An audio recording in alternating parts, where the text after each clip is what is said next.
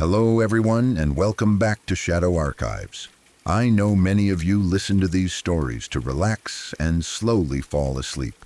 Before we begin, feel free to leave a comment and tell me where you're listening from tonight. If you enjoy these stories, please like the video and subscribe to the channel.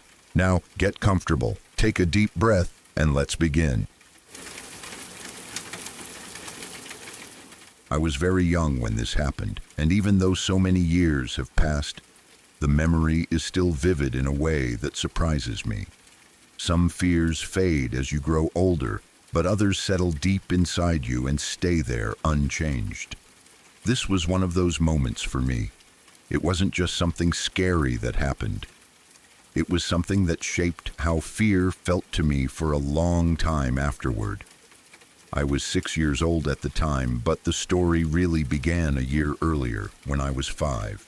One night, late in the evening, my mother had a friend over. The house was quiet in the way it usually is at night, when lights are low and adults think children are asleep. I remember running quickly behind the couch, trying to stay out of sight. I wasn't supposed to be watching TV, especially not that late, but curiosity got the better of me.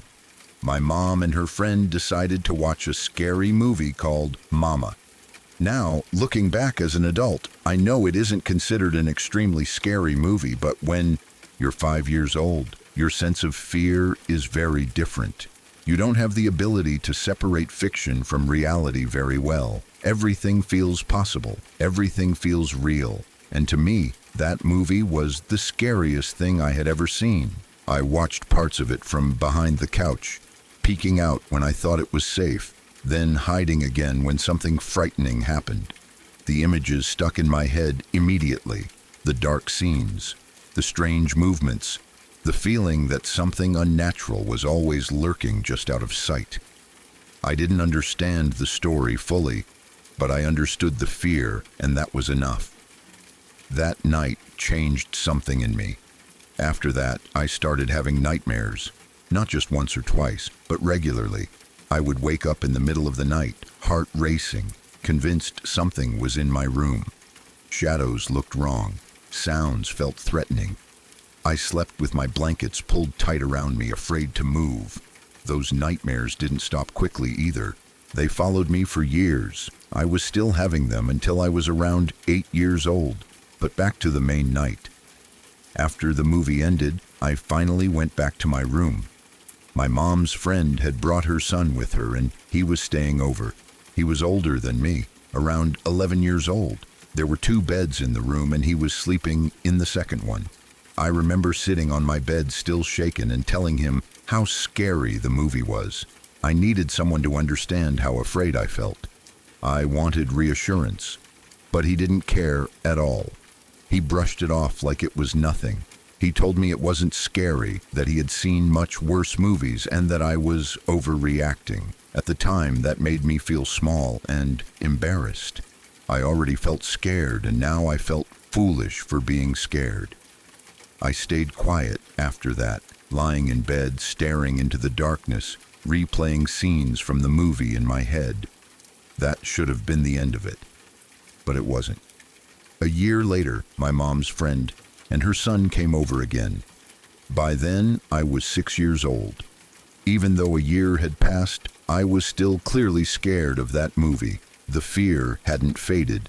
The nightmares had slowed down, but the images were still there, sitting quietly in my mind, ready to come back whenever I thought about them.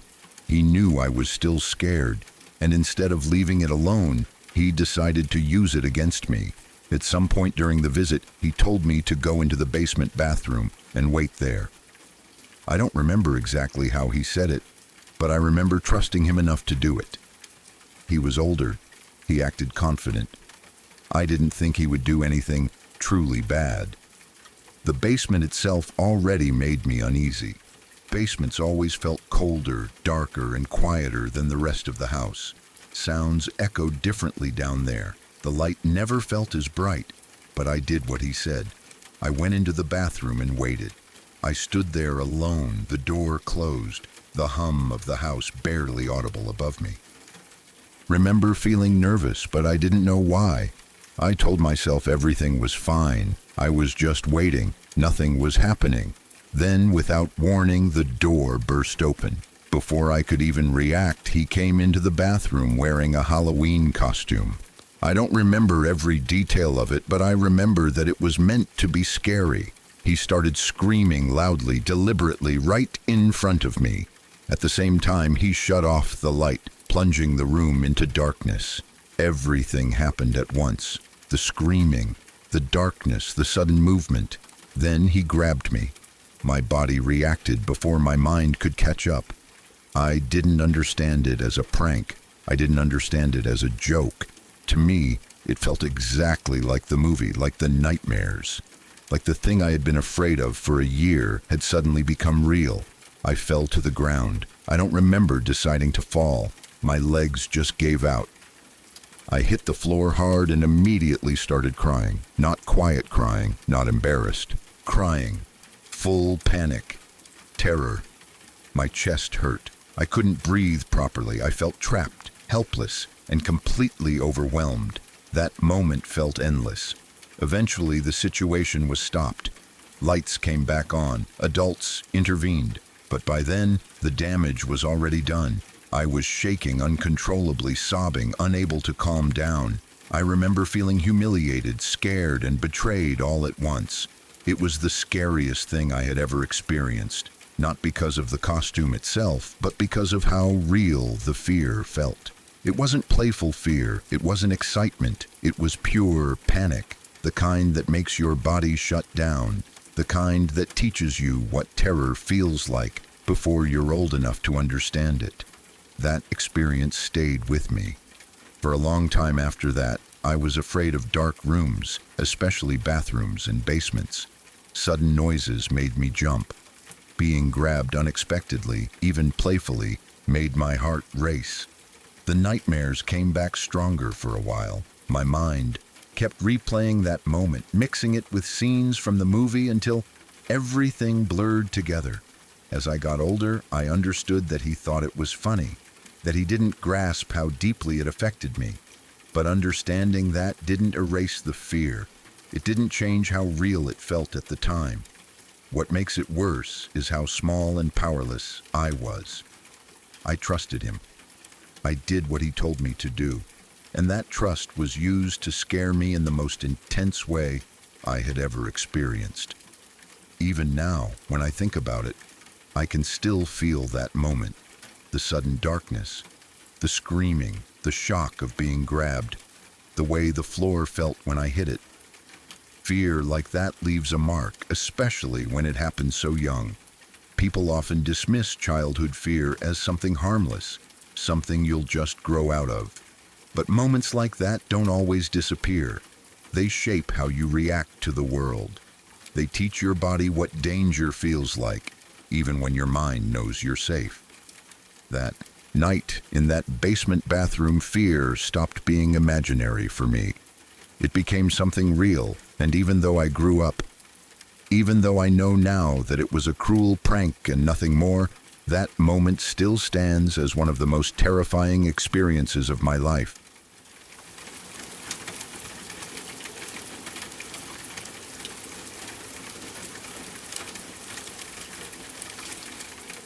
A couple of years ago, something happened that completely changed the way I think about safety, trust, and what people are capable of. Even now, when I think about it, there's a tight feeling in my chest that I can't fully shake. It wasn't something that happened to me directly, but it happened close enough that it felt personal, too close. The attack happened on the same street where my family was living at the time, not across town, not in a different neighborhood.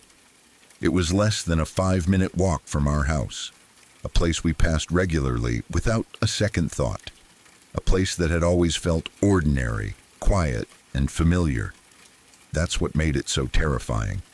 From the outside, it was just another house on a residential street. Families lived there. People came and went. Kids played nearby. Nothing about it suggested that something horrific would unfold there. And yet, one night, everything changed. A few people were brutally attacked and robbed inside that house. The details that came out afterward were almost impossible to process. What stood out most was that they were incredibly lucky to be alive. That phrase kept coming up when people talked about it. Lucky to be alive. And the more I learned about what happened, the more I understood just how true that was. One of the victims had his throat slit, just writing that still feels unreal. A violent, deliberate act meant to kill. Somehow, against all odds, he didn't die immediately. Instead, badly injured and bleeding, he managed to escape the house. He stumbled down the street, desperate, barely holding on, and made it to another home nearby. He knocked on the door. Imagine being the family inside that house. You hear a knock late at night. You open the door and see a man standing there, severely injured, his throat cut, bleeding, clearly in shock. Most people wouldn't hesitate. You wouldn't stop to think. You'd let him in. You'd call for help. That's exactly what they did. They brought him inside and called 911. But the nightmare didn't end there. The man who had slit his throat followed him. While the family was trying to help, while they were on the phone with emergency services, the attacker walked right through the door. He used the moment of chaos and compassion as an opportunity. He attacked the family inside the house. The idea of that still makes my stomach turn. It wasn't random violence fueled by panic. It wasn't someone lashing out in a moment of desperation. It was calculated. He knew what would happen. He knew someone would open the door. He knew they would be distracted, focused on helping, focused on saving a life. And he used that exact moment to strike again. Thankfully, the police were already on their way. Officers arrived quickly and were able to stop him before anyone was killed. Miraculously, everyone survived. But survived doesn't really capture what they went through. They were all severely injured, physically and emotionally. Their lives were changed forever in a matter of minutes. When the news spread through the neighborhood, it felt like a shockwave. People stood outside talking in hushed voices. Parents pulled their kids closer. Doors were locked earlier than usual. Lights stayed on late into the night. No one could believe something like that had happened so close to home. For me, the hardest part wasn't just the violence itself. It was the mindset behind it. I couldn't stop thinking about what kind of person you have to be to do something like that. To slit someone's throat, knowing they might survive long enough to seek help. To follow them, knowing exactly what would happen next. To rely on human kindness as a weapon. To turn compassion into an opportunity for more violence. That thought haunted me. I kept replaying it in my head. The attacker knew someone would open the door. He knew someone would call 911. He knew there would be a moment of vulnerability, and he chose to exploit it. That level of cruelty and awareness is terrifying. It's not just violence, it's manipulation. It's using the basic instincts of good people against them. After that, my sense of safety was never the same.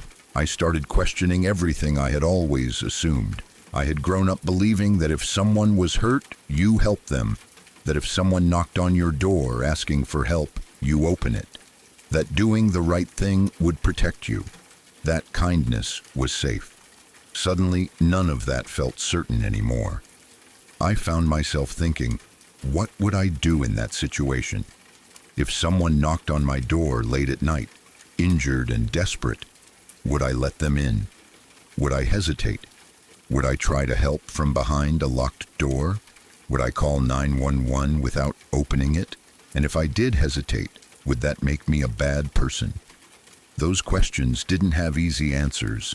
What made it even harder was knowing who lived nearby. My grandparents were right there. My nieces and nephew were right there. People I loved, people I wanted to protect. The idea that something like that could happen within walking distance of them kept me awake at night. For a long time after, I didn't sleep well. Every sound outside felt louder. Every knock, even during the day, made my heart jump. I checked locks more than once. I replayed worst-case scenarios in my head. imagining what I would do if someone came to the door in trouble, or if someone tried to force their way inside. I hated that fear had taken root like that, but I couldn't ignore it. The reality was that someone nearby had done something unimaginably violent, and they hadn't hesitated to hurt strangers who were only trying to help. The street eventually went back to normal, at least on the surface. The police tape came down, the news trucks left, people returned to their routines, but something invisible had changed. The sense of innocence was gone. The assumption that terrible things only happen somewhere else no longer felt true. What stays with me most is how thin the line was between ordinary life and absolute chaos. One knock on a door, one decision to help, one moment of trust. I still believe in helping people. I still believe most people are good. But that experience taught me that there are exceptions, and those exceptions can be devastating. It taught me that awareness matters, that caution isn't cruelty, and that protecting your loved ones sometimes means thinking through situations that feel uncomfortable to question. I don't blame the family who opened the door, not for a second. They did what most of us would have done. They acted out of compassion. The blame belongs entirely to the person who chose to exploit that compassion in the most violent way possible. Even now, years later, I think about how close it all was, how easily it could have been someone else, how easily it could have been my family. That knowledge doesn't fade. It sits quietly in the background, shaping how I see the world. That night proved something I wish I had never learned, that sometimes the most dangerous people don't just rely on force, they rely on our humanity. And once you realize that, it's impossible to unsee it. I still lock my doors. I still check on my family. And I still hope I never have to face a moment like that myself. But if I do, I know it won't be simple. Because after seeing what happened so close to home, I understand just how complicated survival, fear, and kindness can become when they collide.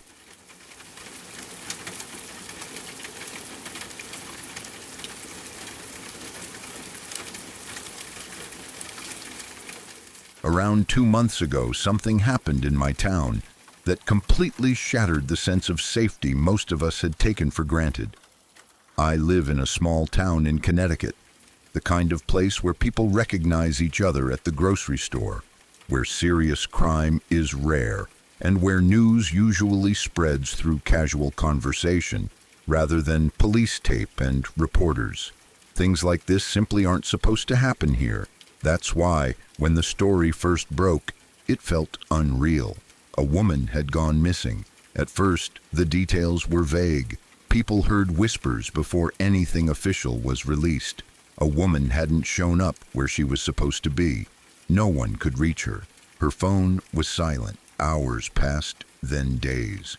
Before long, it was clear that this wasn't just someone taking time to themselves or going off the grid.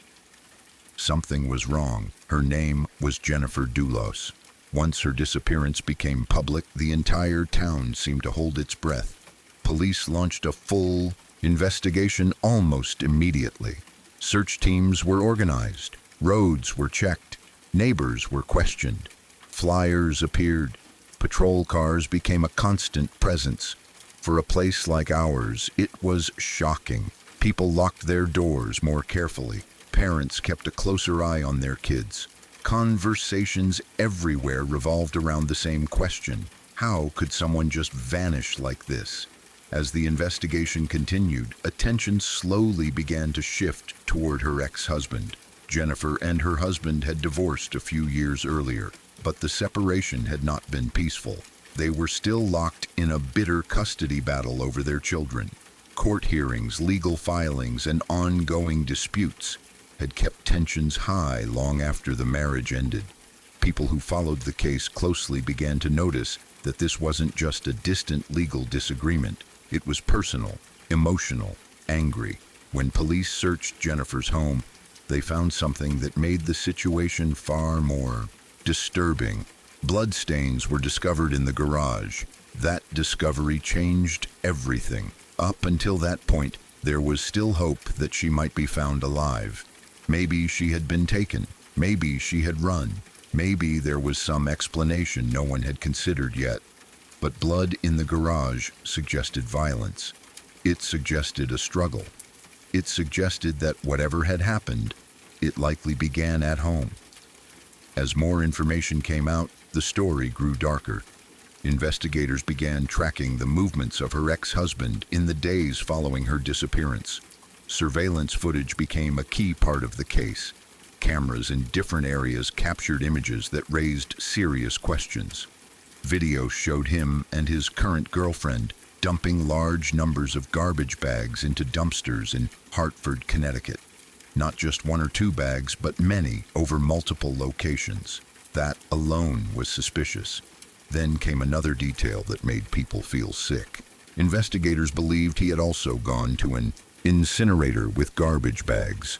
The implications of that were horrifying. Incinerators destroy evidence completely. Whatever goes in doesn't come back out.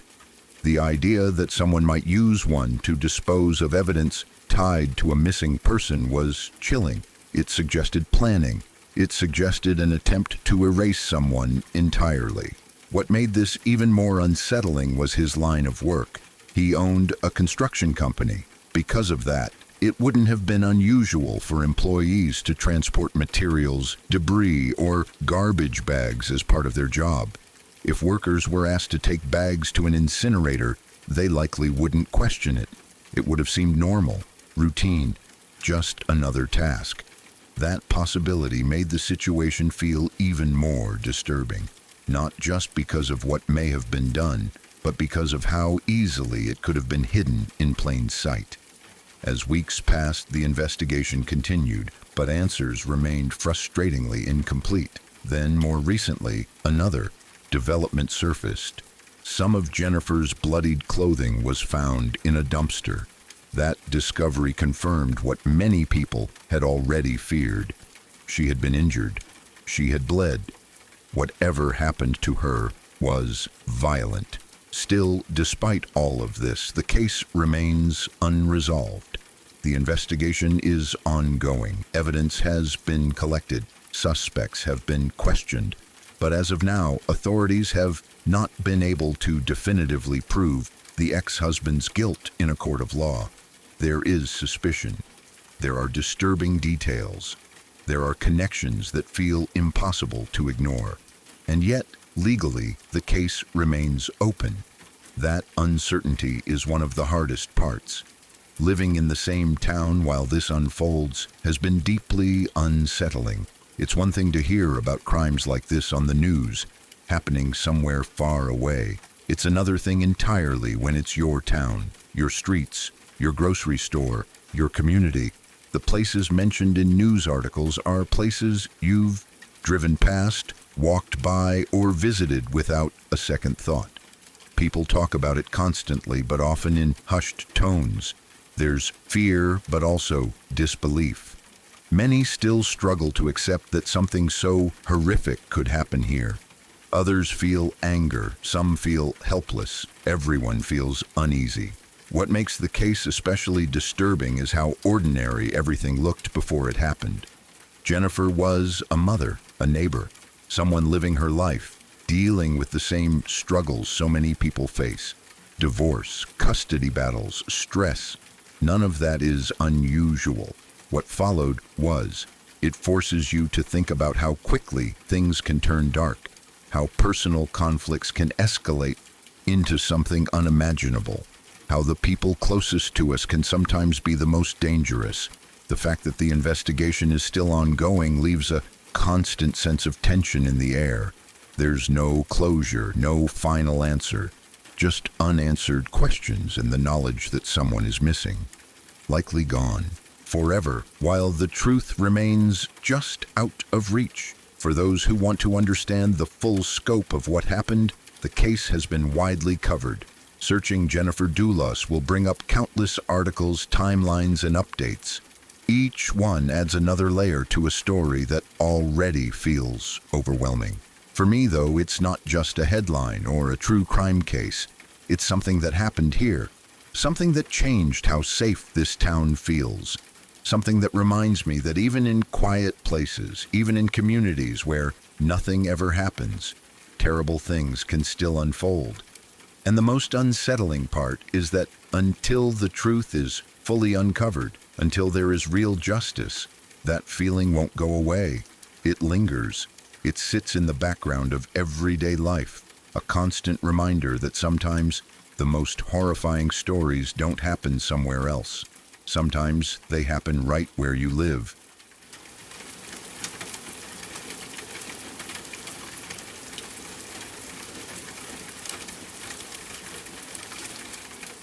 I was told this story by my great-grandfather when he was still alive, and even now, years later, it stays with me in a way few stories ever have. He didn't tell it often, and when he did, it wasn't dramatic or exaggerated.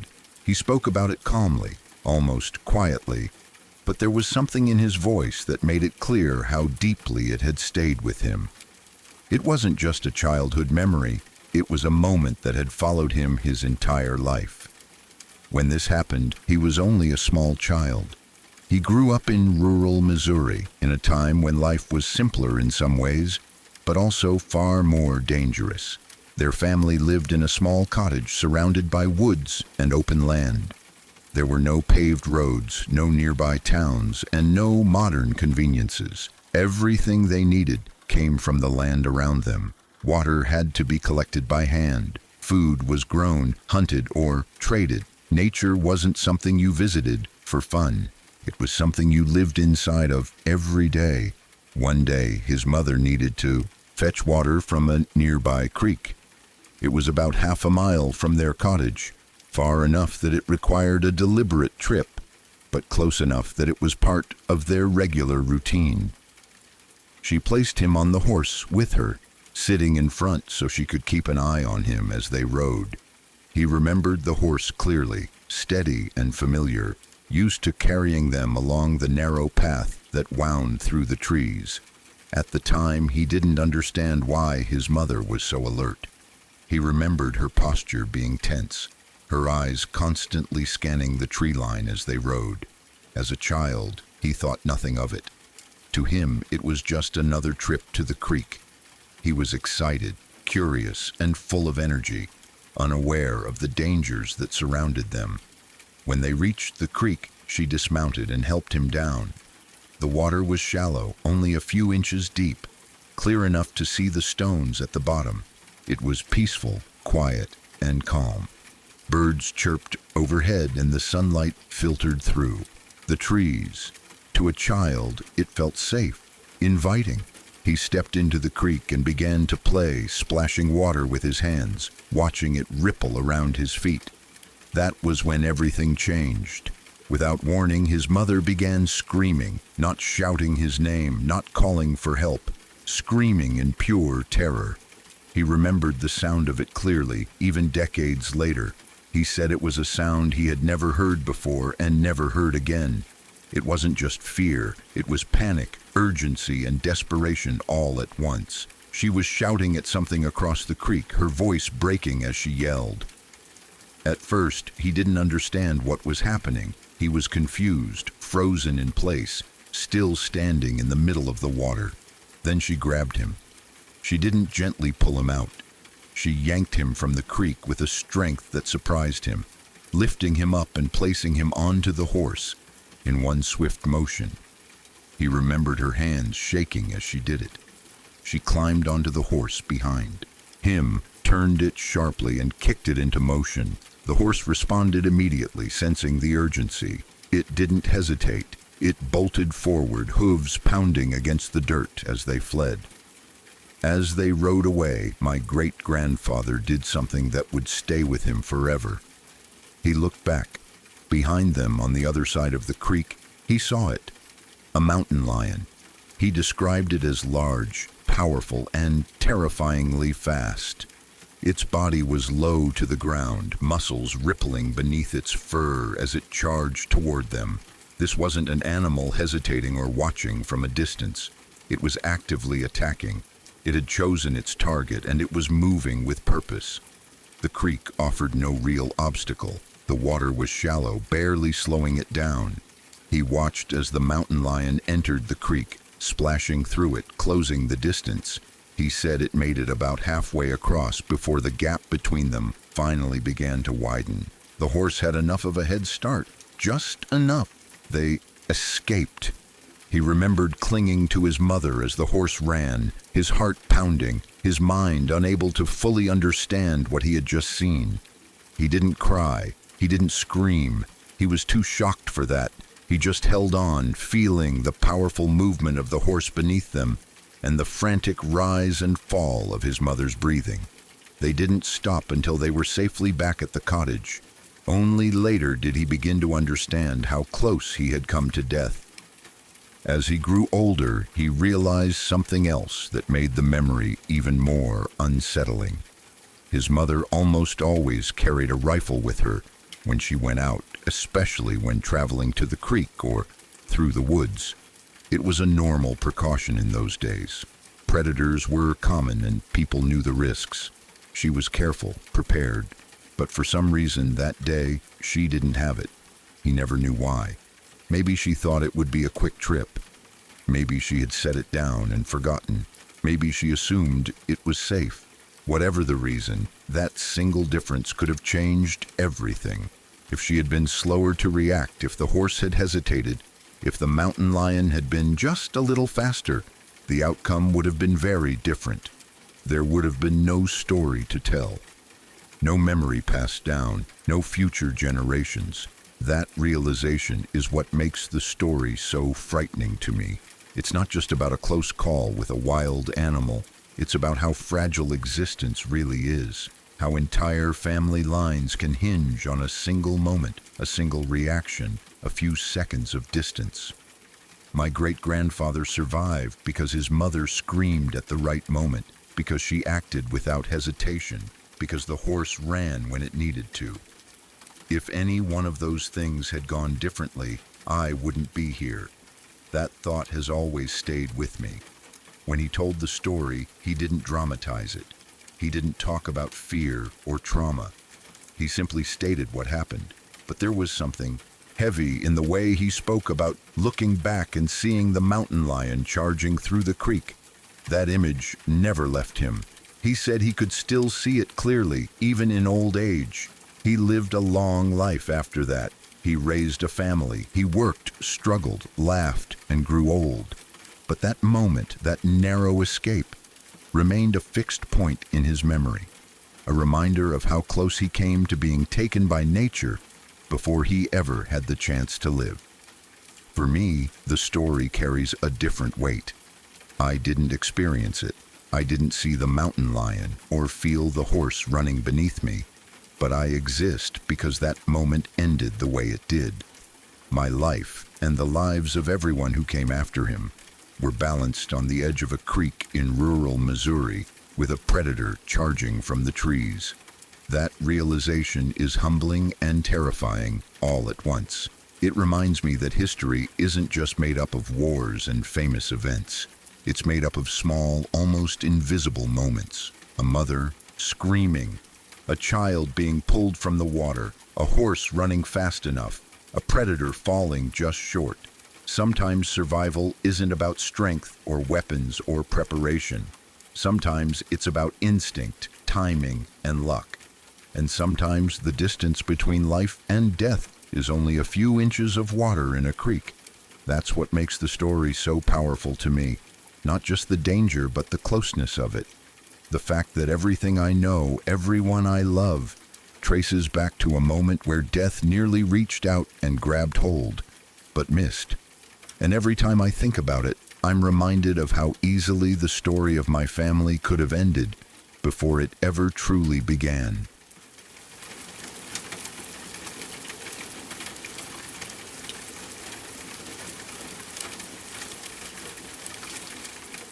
One of my co-workers told me this story, and even hearing it secondhand still makes my skin crawl. It's one of those situations that starts off so ordinary that you can easily imagine yourself doing the exact same thing she did, which is probably why it's so unsettling. She lives in a townhouse on the very top floor. It's a fairly normal place, nothing fancy, nothing run down. Just a quiet residential neighborhood where people go about their lives without expecting anything strange to happen. Like most townhouses, there's an attic space above her ceiling, not somewhere she ever had a reason to go. Every now and then, she would hear a faint rustling sound coming from above her. It wasn't constant, just occasional movement, usually at night when everything else was quiet. At first, she brushed it off completely. Old buildings make noise. Wood expands and contracts. Pipes shift.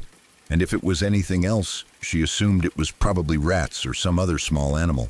She told herself she was overthinking it. Weeks went by, then months. The sounds would come and go. Sometimes she wouldn't hear anything for days. Other times there would be a soft scraping or shuffling noise that lasted a few seconds and then stopped. It was never loud enough to feel urgent, just enough to notice and then forget about. So she ignored it. Then one day the noise was different. It was louder, more deliberate, not just a quick scuffle or a random sound. It went on longer than usual, and it didn't sound small. It sounded like something shifting its weight, like movement with intention behind it. That was the moment she finally admitted to herself that something wasn't right. She decided it was time to call someone to deal with the problem. An exterminator, maybe, or maintenance. But before doing that, she wanted to be sure there was actually something there. She didn't want to sound ridiculous calling for help over something that might turn out to be nothing. So she decided to check the attic herself. She didn't go up there confidently or casually. She was nervous. Her heart was already beating faster than normal as she pulled down the attic access. She didn't climb all the way up at first. Instead, she slowly raised herself just enough to get a view inside. But even then, she didn't want to stick her head up there. Something about the space felt wrong. Instead of looking directly, she pulled out her phone and held it up into the opening. She snapped a photo, figuring she could look at it safely on her screen afterward. If it was rats, she'd see signs of them. If it was nothing, she'd feel silly but relieved. She lowered herself back down and looked at the photo. What she saw made her blood run cold. There was a man in her attic, not crouched like he had just climbed in, not frozen like he had been caught off guard. He was positioned in a way that made it clear he had been there for a long time. There were belongings around him, items, placed deliberately. It wasn't someone passing through, it was someone living there.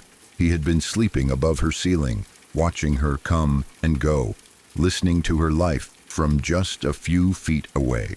She told me that her body went completely numb when she realized what she was looking at. For a moment, she couldn't even scream. Her mind struggled to catch up with the reality of it. All those nights she had been alone in her home, feeling safe, unaware that someone was right above her the entire time. She immediately called the police. Officers arrived quickly, and when they searched the attic, they confirmed what the photo had already shown. The man had been living there for quite some time. He had made himself comfortable. He knew the layout of the house. He knew her routine. As the investigation continued, things got even worse.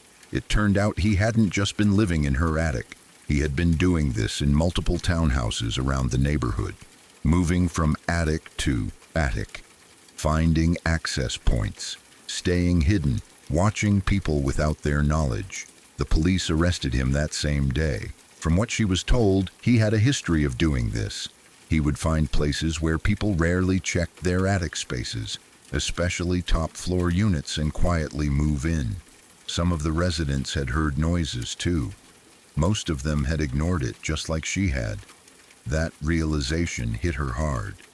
If the noise hadn't gotten louder that day, if she hadn't finally decided to check, there's no telling how long he would have stayed there. Weeks? Months? Longer? The thought of that still terrifies her. She showed me the photo once. I wish she hadn't. There's something deeply disturbing about seeing proof of a person hiding in a place you associate with safety. It wasn't blurry or unclear. It was unmistakable. A human presence where no human should ever be. Knowing that the photo was taken just feet below him, without him knowing at the time, made it even worse. That image still haunts me, not just because of what it shows, but because of what it represents. The idea that someone can live so close to you, in your own home, without you knowing. That the sounds you dismiss, the instincts you ignore, might be warning you about something far more dangerous than you ever imagined. Every time I hear a strange noise in my own house now, I think about that story. I think about how easy it is to explain things away, how comforting denial can be, and how terrifying it is to realize that sometimes the thing you're afraid of really is there, waiting quietly just out of sight.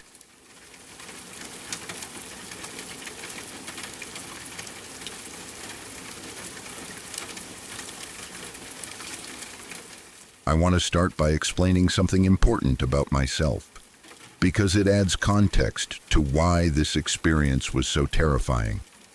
At the time this happened, I was a small 23-year-old woman.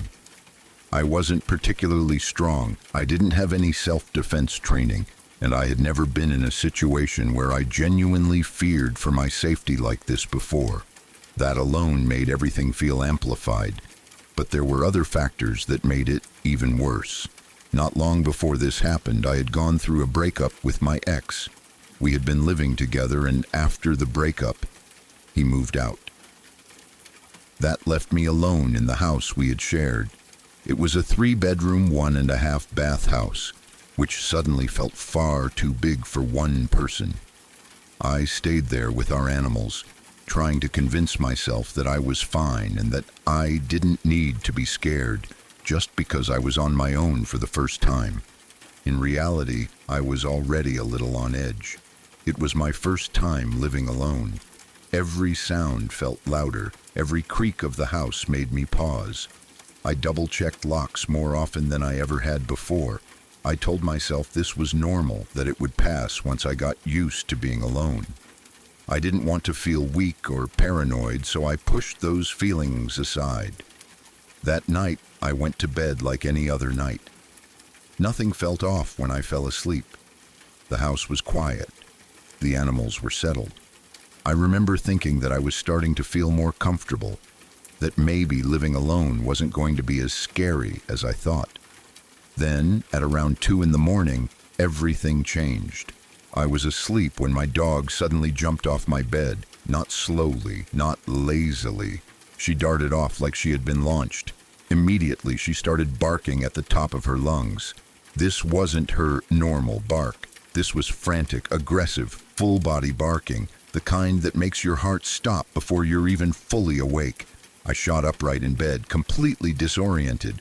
Before I could even process what was happening, I heard something else.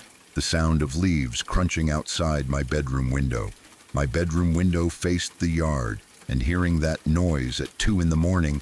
sent a shock of fear straight through me. Before I could calm myself or rationalize it, there was another sound. Someone tapped on my window. At first, it was light, almost hesitant. I froze completely. I didn't move. I didn't breathe properly. I just sat there, staring into the darkness, listening. The tapping continued. It got louder, more deliberate, like whoever was out there knew someone was inside and was trying to get their attention. My dog continued barking like a maniac, throwing herself towards the window, growling and snapping in a way I had never heard from her before. Her reaction alone told me this wasn't nothing. This wasn't an animal. This wasn't the wind. Someone was right outside my bedroom. I sat there frozen for what felt like forever, but was probably around 2 full minutes. The tapping didn't stop. It got harder, more insistent. Every tap made my stomach drop lower. My mind raced through every horrible possibility. I didn't scream. I didn't call out. I didn't know what to do. Finally, pure adrenaline took over. I grabbed my phone, jumped out of bed, and ran out of my bedroom into the living room. I didn't even think about turning on lights. I just wanted distance between myself and that window. I stood there, shaking, heart pounding so hard I thought I might pass out. That's when I heard something even worse. There are two entrances to my house. One is the front door, the other is a door off the kitchen. I heard someone at the kitchen door, not knocking, trying to open it. I heard the doorknob being twisted back and forth frantically, then the sound of someone slamming their body against the door, over and over again, trying to force it open. The only thing stopping them was the lock. I cannot describe the level of fear that hit me in that moment. It felt like my entire body went cold. My hands were shaking so badly I could barely hold my phone. My thoughts were a mess. I didn't know if I should hide, run, scream, or call for help. My first instinct was to call someone I knew. I called my girlfriend. She was my new girlfriend, not the one I had been living with before. I woke her up in a panic and tried to explain what was happening, my voice breaking as I spoke. I remember screaming into the phone, "What do I do? What do I do?" She didn't hesitate. She sounded instantly alert and terrified for me. She said, "What the hell? Call the police right now." As I hung up with her and started dialing 911, the noise at the kitchen door suddenly stopped. For a split second, the silence felt even worse. Then I saw him. Through the kitchen window, I saw a man's face. He was standing there, looking inside my house. Our eyes met. That moment is burned into my memory. I felt like I was going to throw up. I nearly lost control of my bladder from sheer fear. I had never seen this man before in my life, and yet here he was, in the middle of the night, staring directly at me through my window. He didn't look calm. He didn't look confused. He looked angry. He rounded the corner of my house toward the front door and immediately started doing the same thing there, twisting the knob violently, slamming on the door with his hands and body, yelling at the top of his lungs. I couldn't make out what he was saying. It was loud, aggressive, and completely unintelligible. It sounded like rage, not words. I finally got through to the 911 dispatcher. I was crying, shaking, barely able to speak. I told her someone was trying to break into my house, that I was alone, that he was yelling and trying to force the doors open. She told me that a patrol car was already nearby and that officers were on their way. She told me to stay inside and find a safe place. I didn't hesitate. I ran back to my bedroom, dragging my dog with me, and locked the door behind us. I hid as far from the door as I could, sitting on the floor, holding my dog tightly while she continued to growl and bark. Every sound outside made me flinch. I was convinced that at any second I would hear glass shatter or the door give way. Then, suddenly, everything went quiet. No yelling, no banging, no footsteps. The silence was almost worse than the noise. I stayed in my room for several minutes, barely breathing, afraid to move. Eventually, I forced myself to get up and carefully peek out, expecting to see police lights or officers outside. There was nothing. The patrol car was already gone. About 30 minutes later, my phone rang. It was an officer calling to explain what had happened. He told me that the man had been extremely drunk and had mistaken my house for his own. He believed his wife had locked him out, which was why he was so angry and trying to get inside. Hearing that explanation didn't make me feel better. If anything, it made my stomach twist. Drunk people don't think clearly. Drunk people don't act rationally.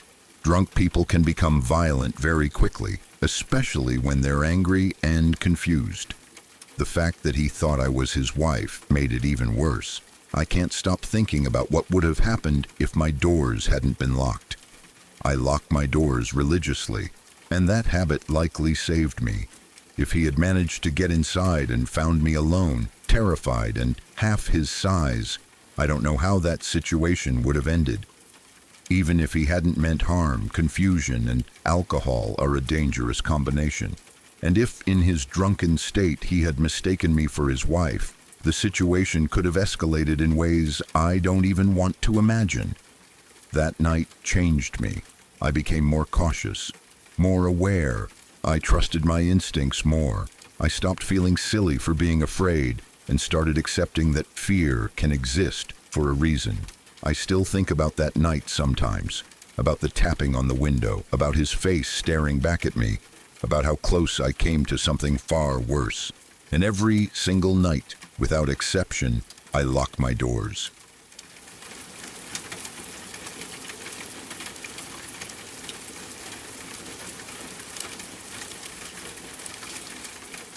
This happened about 4 years ago, and even now, thinking about it, still makes my hands feel tight on an imaginary steering wheel.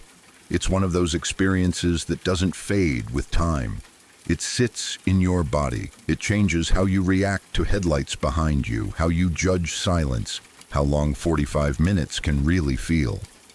That night, I was driving my friend home from an out-of-state karate tournament. We had been gone all weekend, exhausted, sore, and just ready to be back somewhere familiar. It was late. Really late, around 2 in the morning. We decided to take the back roads through North Carolina instead of the highway.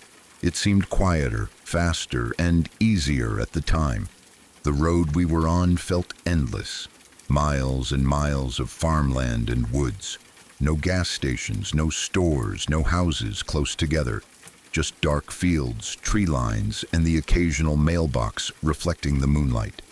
The moon was bright that night, bright enough that you could see the outlines of trees and fences without needing your high beams. That almost made it worse. Everything was visible, but nothing felt safe. We were both tired but alert. I was focused on the road, keeping a steady speed, just wanting to get her home and then make the long drive back myself. Nothing felt wrong at first. The road was quiet, empty, peaceful in that eerie rural way. Then I took a turn. As I came out of the curve, I saw headlights pull onto the road behind me. At first, it didn't register as anything unusual. Cars exist. People drive at night, especially on weekends. I barely thought about it, but within seconds, those headlights closed the distance between us way too fast. The car behind me raced right up to my bumper. Not just close, uncomfortably close. The kind of close where you can't see their headlights anymore, only the glow. The kind of close that makes you instinctively check your rearview mirror over and over, hoping they'll back off. They didn't. They stayed right there. I slowed down slightly, thinking maybe they were just coming up fast and would pass me. The road was empty. There was nothing stopping them. But they didn't pass. They stayed glued to me, matching every move I made. A couple of minutes passed, then more. That's when the fear started creeping in. I tried to stay calm. I reminded myself that people tailgate sometimes. Maybe they were impatient. Maybe they were drunk. Maybe they were just being an asshole. I didn't want to jump to worst-case scenarios, but something felt wrong. My friend noticed it too. She didn't say anything at first, but I could feel the tension shift in the car. The silence became heavier. Eventually she asked quietly, "Are they following us?" I didn't answer right away because I didn't want to say yes out loud. At the time, I wanted to go into law enforcement. I had that mindset of staying calm, observing, not panicking. My friend was a country girl, tough, used to back roads and darkness, so we both put on brave faces. We joked a little. We told ourselves it was nothing, but honestly, we were terrified. The car stayed on my bumper for miles, no flashing lights, no attempt to pass, no honking. Just relentless pressure, like they were hurting us, pushing us forward. I started taking turns faster than I normally would, then faster than I should have. I pushed the speed up to 70, then 80, sometimes more. These were cracked concrete back roads, uneven and poorly lit. Deer country, the kind of place where one wrong move ends everything. I kept thinking, please don't let a deer jump out. Please don't let a tire blow. Please don't let me lose control. The car behind me never backed off. They took every turn with us, stayed just as close, never passed. At that point, the fear was no longer abstract. It was physical. My chest felt tight. My hands started to ache from gripping the wheel so hard. Time slowed down in that awful way where every second stretches, but you're painfully aware of how long it's been going on. We talked about calling the police. Then reality hit us. We were deep in unfamiliar back roads. No clear landmarks. No idea where we actually were. We didn't even know if we had cell service strong enough to reach a 911 dispatcher. And if we did get through, what would we tell them? We're on a dark road somewhere between nowhere, and someone is chasing us. 45 minutes. That's how long it went on. 45 minutes of speeding, heart pounding, checking mirrors, trying to think clearly while panic ate away at our nerves. At some point, my body started to feel shaky, like adrenaline was burning through everything I had. We started talking about what would happen when we reached her house. Her driveway was long, dark, surrounded by woods, no nearby neighbors, no lights until you were almost all the way up. I kept imagining the car pulling in behind us, blocking us in. I imagined doors opening. I imagined footsteps on gravel. I told her what I had on me. I had an ice pick in the glove box, a pocket knife in my purse. Saying it out loud made everything feel horrifyingly real. We weren't talking about fear anymore. We were talking about survival. As we got closer to her place, the road eventually led to the last stop sign before her driveway. That stop sign sat at a split in the road. One lane led toward her house. The other lane led back toward our hometown. I slowed down as we approached it, my heart pounding so hard I thought it might burst. The car behind me pulled into the turn lane, beside me. As they slowly rolled up next to my driver's side window, I was certain, absolutely certain, that this was it. I truly believed that in the next few seconds, something terrible was going to happen. My body went cold, my vision narrowed. I could barely hear anything over the sound of my own heartbeat. And then I saw the writing on the side of the car. County Sheriff. It was a sheriff's deputy. I felt a wave of emotions crash into me all at once. Shock, confusion, rage, relief that twisted into something ugly. My hands were shaking so badly I had to force myself to keep the car steady. The deputy didn't look at us, didn't acknowledge us, didn't say anything. They turned toward town and drove away. Just like that. After 45 minutes of terror, after pushing us to unsafe speeds on dangerous roads, after making two young women believe they were about to be assaulted or killed, they just left. We sat there for a moment in stunned silence. Neither of us spoke. The adrenaline drained out of my body so fast it made me feel sick. I pulled onto her driveway, parked, and only then did I realize how badly my legs were shaking. I stayed with her for a while to make sure she was okay before driving home myself. The rest of the night passed in a blur, but that stretch of road has never left me. To this day, I still don't know why that deputy did what they did. Maybe they were running plates. Maybe they suspected something. Maybe they thought they were teaching a lesson. Or maybe they just didn't think about what it feels like to be on the other side of that badge, alone on a dark road with no context and no explanation. All I know is this. That night taught me how thin the line is between authority and terror, how easily fear can be created without a single word spoken, and how dangerous it is when someone with power forgets that the people there behind the wheel of that cruiser aren't just silhouettes in the dark. Fuck that deputy, because fear like that doesn't just disappear. It stays with you, riding quietly in the back seat every time headlights pull in too close behind you on an empty road.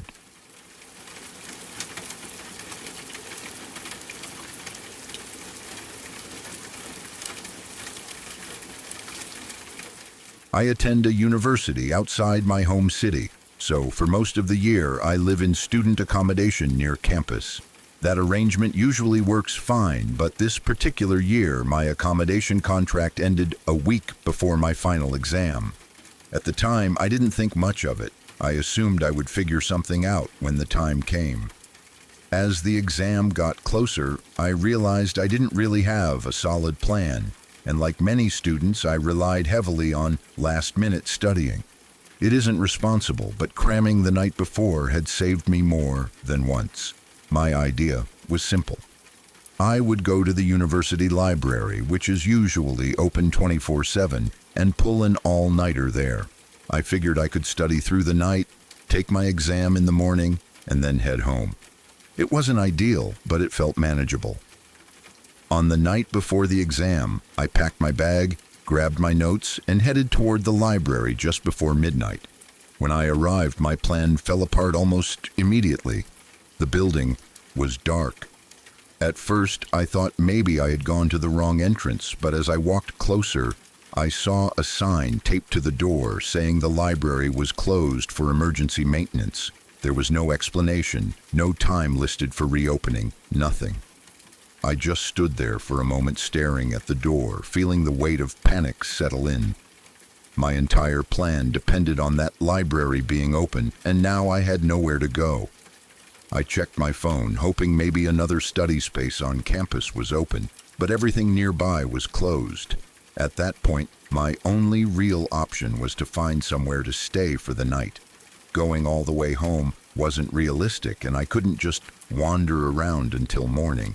I decided to look for a hotel where I could at least sit, study, and maybe get a little rest. I opened a booking app on my phone and started searching.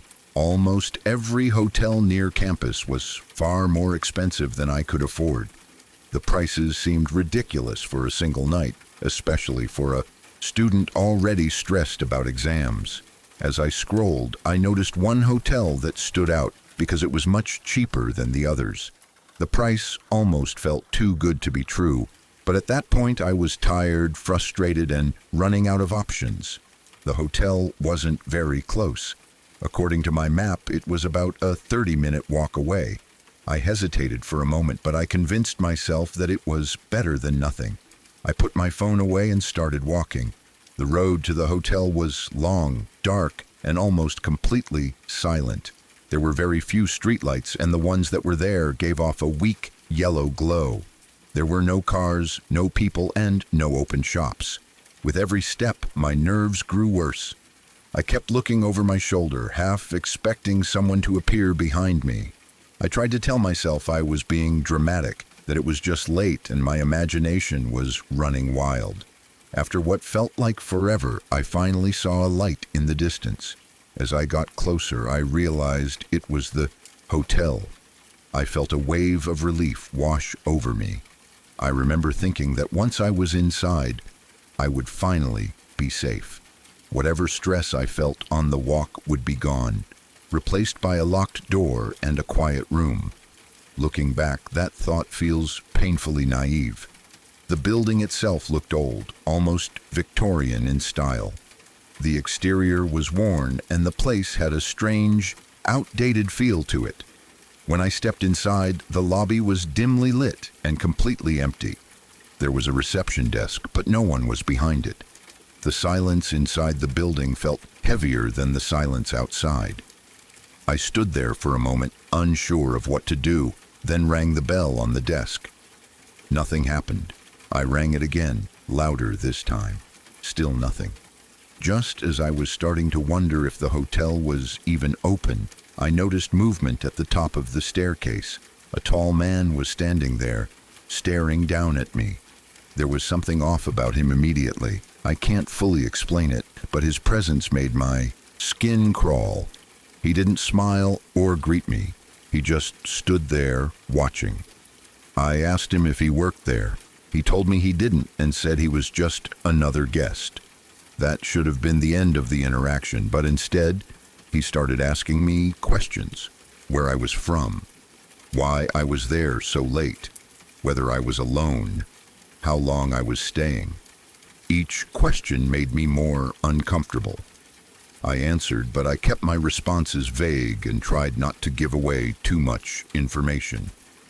After a short while, he stopped talking and slowly went back up the stairs. As soon as he disappeared, I heard loud banging from somewhere upstairs, followed by shouting. The noise was sudden and aggressive, and it made my heart start racing. I had no idea what was happening, and I seriously considered leaving right then. But before I could decide, a member of the reception staff appeared behind the desk as if nothing unusual had happened. I booked a room as quickly as I could. The receptionist didn't seem alarmed or concerned, which made me second-guess my fear. Maybe I was overreacting. Maybe the noises upstairs were unrelated. I took my key and headed toward the stairs. As I made my way up to my room, I heard knocking on a door somewhere down the hallway, followed by raised voices. It sounded tense, but I couldn't make out what was being said. I reached my room, unlocked the door, and went inside, locking it behind me. I barely had time to set my bag down when I heard more knocking, this time closer. Then came a knock on my own door. My stomach dropped. I opened it slightly and saw the same strange man standing there. He asked me if I was alone. Instinct kicked in, and I lied. I told him I had a friend coming over in 5 minutes. He asked if he could come inside and wait. I said no. As soon as I refused, his demeanor changed. He tried to push his way into the room. I panicked but managed to resist, forcing the door shut and locking it. My hands were shaking so badly I could barely turn the lock. I stood there, frozen, listening for any sound outside. After what felt like forever, the hallway went quiet. For about 10 minutes, nothing happened. I sat on the bed, heart pounding, trying to calm myself down. I told myself that the situation was probably over. Maybe he had just been drunk or confused. I wanted to leave the hotel, but I was too scared to open the door. I didn't know what else to do, so I pulled out my phone and put on a YouTube video, hoping the sound would help distract me and settle my nerves. I even thought that once I calmed down, I could get back to studying since my exam was only hours away. Not long after, there was another knock on my door. I held my breath and stayed completely still. Almost immediately, I heard footsteps moving away and then knocking on another door down the hall. I realized with a strange sense of relief that whoever was outside might have heard the voices from my phone and assumed someone else was with me. What followed was terrifying. After a brief silence, there was violent banging, so loud it made the walls shake. I heard screaming and shouting from the room next to mine. It sounded like a struggle. I genuinely thought someone was about to be killed. I was shaking so badly I felt like I might pass out. Not long after that, police sirens filled the air. Officers arrived and quickly took control of the situation. They went door to door, questioning everyone on the floor, taking statements and personal details. The man was gone. To my knowledge, he had fled before the police arrived. Later, I spoke to the person staying in the room next to mine. He told me that the man had broken down his door and attacked him with a knife. Somehow, he managed to avoid serious injury. He was shaken, but physically okay. Over time, he returned to the police station several times to give additional statements. He later told me that police informed him the attacker was a prime suspect in previous violent incidents and possibly a murder. I don't know whether the man was ever caught. I never received an update, and I didn't follow up with the police myself. At the time, I was only 19 and overwhelmed. I honestly didn't even know whether calling the police myself earlier would have been the right thing to do. I had assumed the situation was resolved after the first confrontation, and I had no idea how dangerous it truly was. Looking back, I realize how lucky I was. If I hadn't lied about having a friend coming over, if I hadn't played that video on my phone, or if I had opened the door again, things could have ended very differently. Since that night, I have never chosen a cheap hotel just to save money. No matter the distance or price, my safety always comes first. Sorry to interrupt. If you're new here, I'd appreciate it if you subscribe to Shadow Archives for daily true horror content that will haunt your dreams and keep you wondering what lurks in the shadows. And don't forget to tap the notification bell so you never miss a new story when the darkness calls out to you.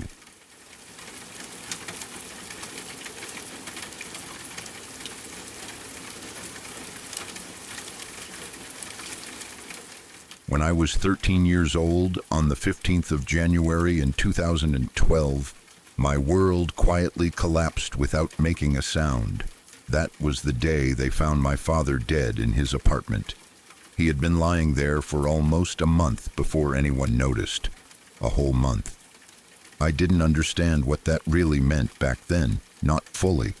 I only knew that my father was gone and that he had been gone for a long time, before the world decided to tell us. At that age, time feels strange. A month sounds long, but your brain can't really hold it. What stayed with me was the silence around it, the way adults spoke in low voices, and the feeling that something had already ended long before I was allowed to know about it. Only 4 days later, something else happened that sealed that time in my memory forever. My mother came back from a mammography screening. She sat across from me at the kitchen table, and before she even spoke, she started crying. Not quiet crying, but the kind where your face breaks and you can't stop it. I thought she was crying because of my father. She had been the one who got the call about him after all. I remember thinking that this was just delayed grief finally catching up with her. I remember everything about that moment. The table, the light, the smell of food. We were eating spaghetti bolognese. I can still see her tears falling slowly into the sauce, like the world had slowed down just for that moment. My stepfather was sitting next to me, quiet, saying nothing. I asked my mom if she was okay, not realizing what she was about to say. I was just a kid trying to be polite, trying to be normal in a moment that wasn't normal at all. She looked at me and told me they had found breast cancer in her right breast. That was it. No dramatic speech, no build-up, just that sentence. I didn't even understand what it fully meant at first. Cancer was a word I had heard before, but it didn't feel real. Later, much later, I would find out that her chances of survival were only around 40%. At that moment, all I could do was stare past her, at the bookshelf behind her head. I remember the colors of the book covers, how sharp they looked, how my eyes locked onto them because I didn't know where else to look. The months that followed were heavy in a way I didn't have words for back then. With more and more radiation, my mother lost all her hair. I watched it happen slowly, then all at once. One day her hair was thinner, the next day it was gone. She looked smaller without it, more fragile, but she survived. Somehow, she survived. People like to stop stories there at survival. They like to believe that surviving means things get better, but that was not the end. Not even close. There are 3 things from that time that still scare me today. They don't scare me in a horror movie way. They scare me quietly, the way memories creep up on you when you're alone. The first is my older brother. Today he is addicted to drugs, but even back then, alcohol had already taken a strong hold on him. On New Year's Eve that year, just 2 weeks before we would get the message about my father, and only 2 weeks after my father had already died without us knowing, we celebrated together. My mom, my stepfather, my brother, his girlfriend, and a few friends were all in his apartment. Everyone was drinking, laughing, dancing, everyone except me. I sat alone in the corner, bored, uncomfortable, watching drunk adults move around like strangers. My brother ignored me the entire evening, which wasn't unusual. He walked past me at one point, still not looking at me, still acting like I wasn't there. Then suddenly, he stopped. He turned around so fast it almost startled me. His eyes were wide, completely serious, and he stared straight into mine. He didn't smile. He didn't laugh. He just looked at me for a few seconds that felt much longer than they were. Then he said, completely out of nowhere, "Call your father." I don't know why I did it. Maybe part of me hoped he would answer. I hadn't been in contact with my father for a while, but I wanted to rebuild something with him someday. I wanted the option to exist. So I called him. I listened as the phone rang and then switched to voicemail. I heard his recorded voice. That was the last time I ever heard it. Days later, we would find out he had already been dead, while my brother told me to call him. The second thing that haunts me is standing in the place where my father died. I went to his apartment after everything came out. I stood there knowing that this was where my blood came from, where my ancestor, my creator, had taken his last breaths. The couch terrified me the most. That was where he spent his last days. 49 years old, dead from organ failure. Alcohol had taken him piece by piece long before it finally finished the job. The third thing is the longest, the heaviest, and the one that shaped me the most. It is my stepfather and my mother's mental illness, and the way they wrapped around my childhood like a trap I couldn't escape. From around 2010 until 2017, our home was not a safe place. My stepfather assaulted, broke, and destroyed both me and my mother, emotionally and physically. Instead of supporting us, instead of changing, instead of apologizing, instead of leaving, instead of giving up alcohol, instead of stopping, he chose to drink every night. He worked as a waiter, which meant alcohol was always there, always easy to access. He usually came home around midnight. I learned to recognize his arrival without seeing him. The light would turn on in the hallway, shining through the small gap between my door and the floor. That light became a warning signal. After that came my mother's screams for help. Then came his screams, full of anger, then crying, then the sounds of glass breaking, or heavy furniture being thrown or falling. Sometimes the police came.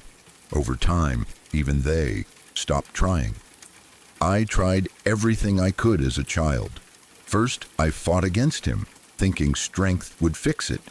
When that failed, I fought against my mother because she was the one who always let him stay. Then I realized she was also a victim, and I found myself stuck in a horrible place where I loved her and hated her at the same time. The worst part was watching her lose all her hair because of cancer while he kept abusing her anyway. She defended him, saying, "That's his way of dealing with this." Hearing that from her broke something inside me that never fully healed. Nobody cared about my mental health during those years. Not teachers, not family, not authorities. I was just expected to survive quietly, and somehow I did. All of this left deep marks inside me, but I still managed to graduate as the best student in my year. Shortly after that, I escaped. I moved to Australia, about 20,000 kilometers away from home. I am still here. People often ask what this story is supposed to mean. To me, it means that domestic violence is real. It happens every day, far more often than people like to believe. You never truly know what someone has lived through. You never really know. On the evening of my graduation, I was given the chance to hold a speech. I talked about the things we don't see, the things we ignore, the quiet suffering behind normal faces. It was my scream for help, even if I didn't call it that at the time. Nobody understood it. Everyone congratulated me. My mother left the room before I finished speaking. She knew exactly what I was talking about.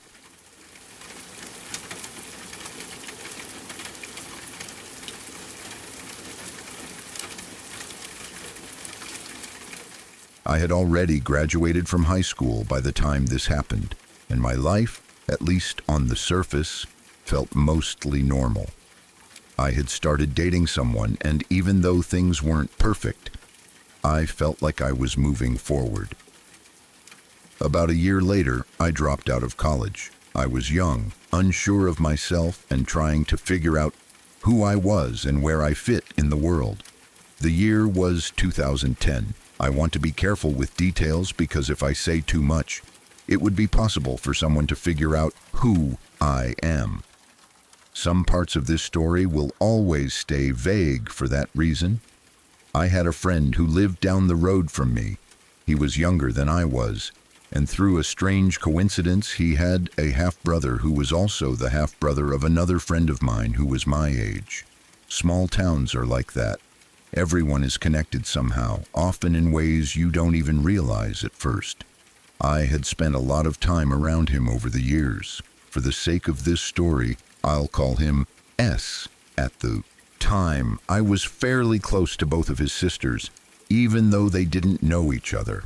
That alone tells you how complicated and fragmented some family situations can be. My parents also knew S personally. He wasn't a stranger. He wasn't someone who set off alarm bells. He was familiar, known, and, at least on the surface, trusted. He didn't usually ask me to do things one-on-one. Most of the time, if we hung out, it was me, him, and one of his sisters together.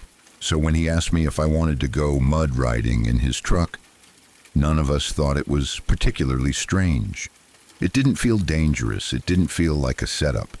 What I didn't know at the time was that he had told my parents something completely different. He told them I was going over to fix his computer. That lie would matter later in ways I couldn't have imagined in that moment. We drove out toward the woods, farther and farther from town. At first, I didn't think much of it. People around here drove into the woods all the time, especially for things like mud riding, but eventually things shifted. The road became rougher, more isolated. Trees closed in around us, and the feeling in my stomach started to change. He began to proposition me. He made it clear what he wanted. I refused. I was in a relationship, and even beyond that, I trusted him as a friend. I was loyal. I was firm. I said no. He didn't argue right away. He just kept driving. That's when things started to feel truly wrong. We drove into an area near a train bridge, deep in the woods. Shortly after passing through it, the truck ran out of gas. At the time, it felt like bad luck. Later, I questioned whether it really was. We were stranded roughly 16 miles into the woods, and the light in the sky was already starting to fade. Panic crept in slowly at first and then all at once. In the chaos of trying to get out of the truck and figure out what to do, I lost my shoes in the mud. I remember standing there barefoot, the ground cold and slick beneath my feet, feeling suddenly very small and very vulnerable. I was scared in a way that's hard to describe. Not just nervous, but deeply afraid. He built a fire as darkness approached, and I remember thinking that nothing about this situation felt right anymore. And then something happened that changed my life forever. Something I still live with. Something that still comes back to me in flashbacks and nightmares, even now. He assaulted me. This was someone I thought I knew. Someone my family knew. Someone I had trusted enough to get into a truck with and follow into the woods. He held me down in the dirt, and he raped me. In that moment, everything I thought I understood about safety, about people, about trust, completely shattered. I wasn't just scared. I was betrayed in the deepest possible way. But the story doesn't end there. I was on my period at the time, and I was bleeding heavily from the assault. I had no shoes. I was stranded far deeper in the woods than I had the physical strength to walk out of, especially in the condition I was in. I was injured, exhausted, traumatized, and completely alone. When dawn came, S told me he was leaving to get help. He said he was going to come back with someone to take me out of there. I had no food, no water. I was still bleeding badly and barely able to stand, let alone walk miles through rough terrain. I didn't really have a choice. I had to hope that he was telling the truth. I had to believe he would come back, because the alternative was too terrifying to fully process. Time passed. The sun rose higher into the sky, and the heat became unbearable. I found an old soda bottle and filled it with water from a nearby creek. I was desperate enough to drink it without thinking about what might be in it. Survival mode had taken over. Every thought was reduced to basic needs: water, shade, staying conscious. As the hours dragged on, panic settled in. Fully, he wasn't coming back. I knew it in my bones before I admitted it to myself. The realization hit hard and fast. I was alone. Completely alone. It was about 3 hours until dark, and I knew that if I stayed where I was, I might not survive another night. I made a decision that took everything I had. I decided to walk. I aimed for the old train tunnel, thinking that if I could get there, I might be closer to rescue, or maybe I could flag down a train. Every step was agony. The ground was made of sharp shale and the heat was intense. Later, doctors would say it was around 120 degrees underfoot. I had no shoes, no protection. My feet burned with every step, pain shooting up my legs. I don't know how I kept going. I don't know where the strength came from. I just knew I couldn't stop. Somehow, against all odds, I made it to the tunnel. By the time I got there, my body was failing me. I collapsed inside and screamed for help, my voice echoing off the walls. I screamed until my throat hurt, until my chest ached. At one point, I thought I heard someone shout my name. Hope surged through me for a split second, but there was no response to my screams. The silence that followed felt crushing. Later, I thought I heard a train, fueled by desperation, broken, bloody, burned, and barely holding myself together. I ran toward the end of the tunnel, trying to flag it down. I never even made it that far. Suddenly, cars appeared. 10 of them. They passed me and then stopped. I was confused, terrified, and overwhelmed. My mind couldn't make sense of what I was seeing. For a moment, I thought I was hallucinating. Then one of the doors opened and an EMT stepped out. When they touched me, when I felt a real human hand on my arm, I broke down completely. I wasn't crazy. I wasn't imagining it. I was really being rescued. The aftermath was brutal. I suffered second-degree burns on my feet. I didn't regain feeling in the soles for months. In fact, it was about 9 months ago that I finally got full feeling back. I was malnourished, dehydrated, and severely traumatized. By some miracle, I didn't pick up parasites from the creek water. Doctors told me plainly that he had left me there to die. The only reason I'm alive today, writing this, is because my family refused to give up on me. When I didn't come home, they knew something was wrong. They went to the police. They went to his house. My cousin threatened him. My mother begged him to tell them where I was. Under pressure, he finally gave up my location. But the reason my family even knew to start looking when they did is the part that still gives me chills. At around 5 in the morning, while I was stranded with no signal, no phone access, and no way to contact anyone, my mom received a text message. It simply said, "Help me." There was no sender, no phone number, nothing. She showed it to my stepfather and he read it too. As soon as she called the police, the message disappeared. To this day, no one can explain how that message was sent. I don't know if it was coincidence, technology, instinct, or something else entirely. I only know that without it, I might not be here. That night in the woods changed everything about who I am. It took something from me that I can never get back, but it also showed me the strength I didn't know I had. I survived, and sometimes that feels just as haunting as everything else.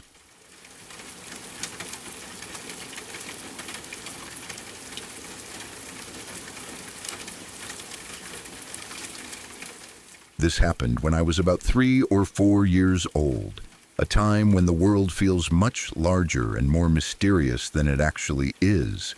At that age, my imagination was a vivid, sometimes terrifying place, and I was what most people would call a paranoid little kid. I lived in a constant state of low-level dread as soon as the sun went down, firmly convinced that the boogeyman was hiding in the shadows of my closet or tucked beneath the frame of my bed, just waiting for the right moment to emerge and eat me. My room was a typical child's bedroom, filled with colorful toys and soft blankets, but in the dark, every shape transformed into something sinister. The pile of clothes on the chair became a crouching monster, and the curtains fluttering in the breeze looked like the long, thin fingers of someone trying to climb through the window. I would pull my covers up to my chin, barely breathing, watching the doorway for any sign of movement. One particular night, the silence of the house felt heavier than usual. I had fallen into a restless sleep, the kind where you are still somewhat aware of the world around you. In the middle of the night, I suddenly awoke to a strange sensation. It wasn't a noise or a nightmare that jolted me awake, but a physical feeling. It was a light, persistent tickle right on the soles of my feet. At first, in my half-asleep state, I was just confused. I thought maybe a loose thread from my blanket was brushing against my skin, or perhaps a stray insect had found its way into my bed. But the feeling was too deliberate, too rhythmic to be an accident. It felt like several small, cold points were dancing across my skin, moving from my heels to my toes and back again. I lay there, frozen with a fear that only a toddler can truly understand. I didn't want to move, thinking that if I stayed perfectly still, whatever was touching me would think I was still asleep and leave me alone. The tickling continued for what felt like an eternity, a soft, teasing sensation that made my skin crawl. Eventually, the feeling faded away, leaving only the cold air of the room against my feet. I eventually drifted back into a fitful sleep, exhausted by my own terror. When the morning sun finally broke through the curtains and filled the room with a safe, golden light, I ran straight to the kitchen. I remember telling my mom that something had tickled my feet during the night, though at the time I didn't have the words to describe the sheer wrongness of it.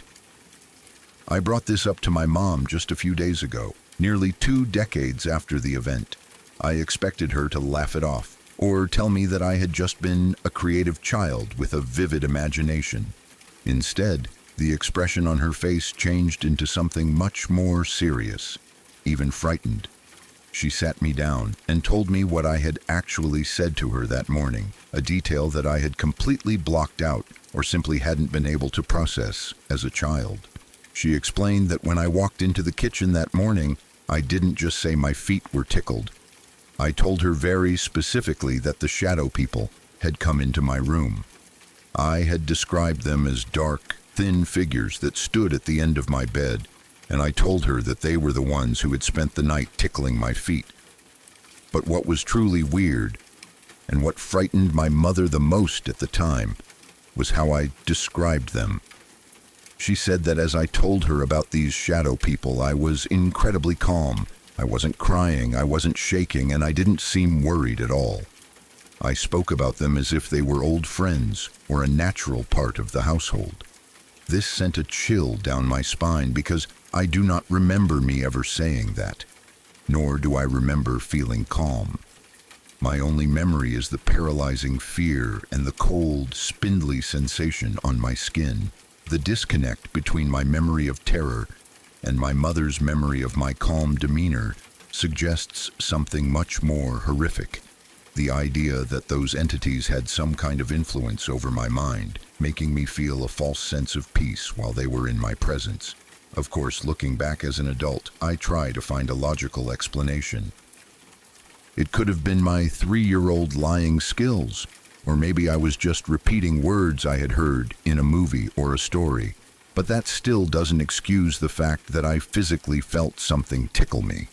A child's lie doesn't create a physical sensation that wakes them up from a deep sleep. And the detail about shadow people is something I wouldn't have known about at that age. We didn't watch horror movies in our house, and I didn't have older siblings to tell me ghost stories. The term came from somewhere else, somewhere deep within that dark room where I spent my nights. The horror of shadow people is a specialized kind of dread. They are often described as dark, humanoid silhouettes that lack any features, no eyes, no mouths, just a void of darkness that is blacker than the shadows around them. They are known to stand at the edges of rooms, watching people while they sleep, and in some cultures they are seen as harbingers of bad luck or entities that feed on fear. But in my case, they weren't just watching, they were touching. The idea of these dark, faceless things reaching out from the void to tickle the feet of a helpless child is a level of malice that is hard to wrap your head around. It wasn't a violent attack, but a violation of a sanctuary, a way to let me know that I was never truly alone. The fact that I was calm while telling my mother about them is what haunts me the most. It suggests a form of psychological manipulation, as if the shadow people were able to suppress my fear so that I wouldn't scream and alert my parents. If they could control my emotions at 3 years old, what else could they have done? It makes me wonder if they were there on other nights that I don't remember at all. Was the tickling just the beginning? Were they standing in the corners of my room every single night, watching me grow and waiting for me to notice them? The boogeyman I was so afraid of was a fantasy, but the shadow people were a reality that I lived with, whether I knew it or not. As I've gotten older, I've spoken to other people who have had similar experiences with shadow entities. Many of them describe the same feeling of being watched, the same cold drafts, and sometimes the same physical touch. It's a global phenomenon that transcends culture and age. But the specific detail of tickling is something I've rarely heard, and it adds a bizarre, almost mocking quality to the encounter. It's as if they were playing with me, treating me like a toy or a pet. There is a profound sense of helplessness in knowing that your own home, the place where you were supposed to be most protected, was open to these visitors. I often think about that old bedroom and the layout of the house. My bed was positioned right across from the closet, and the door was usually left a crack open so the light from the hallway could peek in. I used to think the light was my friend, but now I realize that it only made the shadows in the room look deeper and more defined. The space at the foot of my bed was a dark well where the hallway light couldn't reach, and that is exactly where the entities would have stood. I imagine them standing there in a row, their long, thin arms reaching over the footboard to find my feet. The thought of those dark shapes leaning over a sleeping child is enough to make me want to keep the lights on even now. My mom didn't know what to do when I told her. She said she checked the room, looked under the bed, and even moved the furniture, but she never found anything. She tried to convince herself that I was just a weird kid, but she said she never forgot the look in my eyes that morning. I was too calm, too certain of what I had seen. She eventually started leaving a radio on in my room, or a brighter nightlight, but the feeling of the room never truly changed. It always felt like there was a third or fourth presence in the air, a weight that shouldn't have been there. The tickle is a sensory memory that I can still trigger if I think about it too much. It's a very specific feeling, not the warm, friendly tickle of a parent, but something sharp and cold. It's the feeling of something that doesn't have skin or warmth. It's a mechanical, repetitive motion that serves no purpose other than to disturb. Whenever I feel a stray hair or a draft on my feet at night, I have to fight the urge to sit up and scream. The trauma of that night at 4 years old is still there, buried under layers of adulthood, but never truly gone.